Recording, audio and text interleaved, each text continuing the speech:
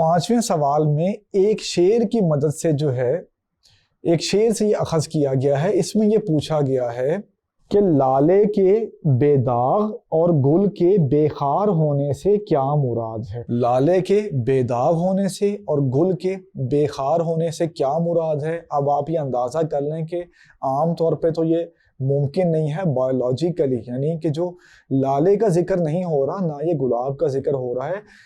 नात को मद्देनज़र रखें, ये हमारे पैगंबर सल्लल्लाहु अलैहि वसल्लम के लिए ये तशबीहात इस्तेमाल हुई हैं। इनका मतलब क्या है वो हम आपको तशरीह में ही बता चुके हैं।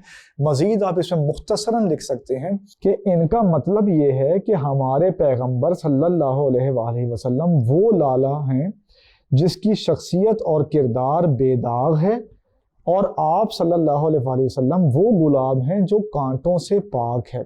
शायर इन तशबीहात के ज़रिए हमारे पैगंबर सल्लल्लाहु अलैहि वसल्लम को इंसान कामिल के तौर पे पेश करता है। इस बात को आप अपने लफ्ज़ों में लिख लेंगे तो आपका जवाब मुकम्मल हो जाएगा। आइए बढ़ते हैं इससे अगले सवाल की तरफ।